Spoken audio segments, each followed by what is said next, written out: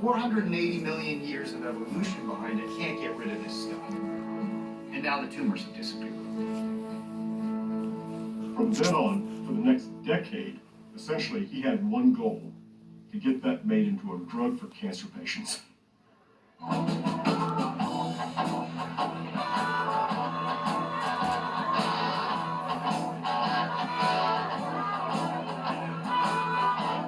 It didn't come out of cancer, but once it was there, it was there.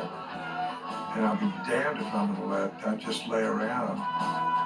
This is a way to cure cancer. I knew that that was the way.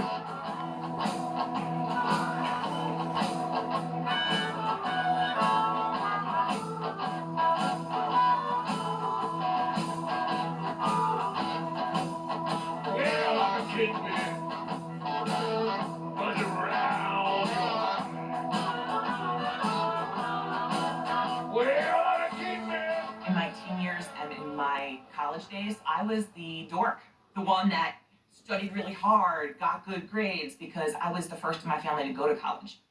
I had a lot to live up to with that. So I had to make sure that while friends were out partying and their grades were C's, I needed to get A's, and I knew it. Knowing what I know now, of what life had in store for me, maybe I would have had a little bit more fun. I probably would have.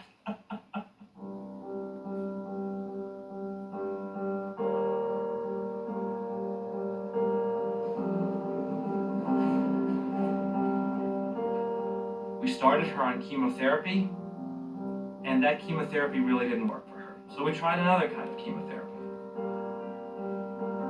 I know that chemotherapy is supposed to kill cancer, it can give you back your life.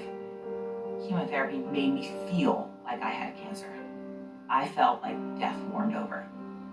I got severe peripheral neuropathy from the chemotherapy. That's numbness and tingling in your hands and feet. It wasn't just hands and feet though, it went up my leg, and I couldn't hold a pencil to write.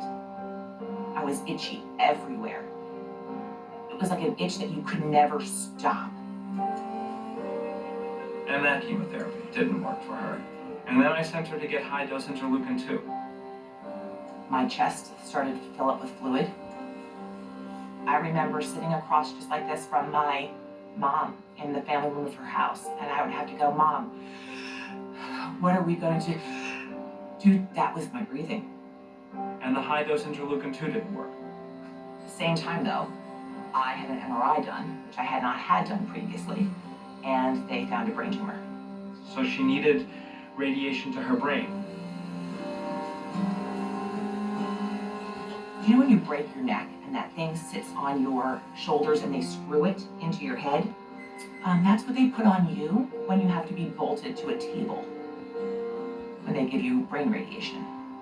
So I had somebody come at me with a drill and screw things into my head while fully awake and conscious. The life expectancy of someone with metastatic melanoma at the time was about 7 months.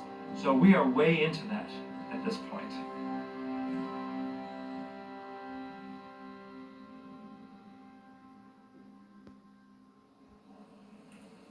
We published the paper in 1996. Everybody kind of went, wow. And that was kind of it.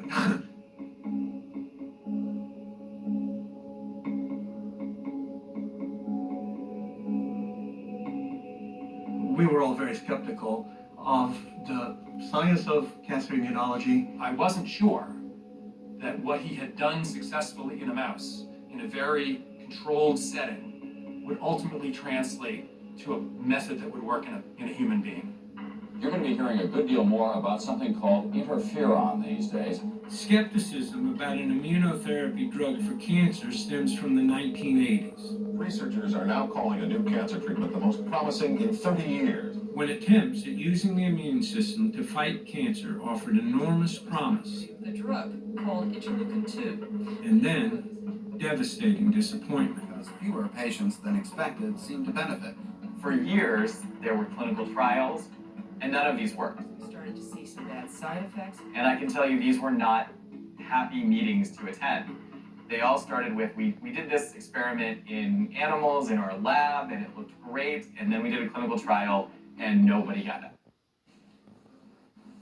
Years from that had led to a view that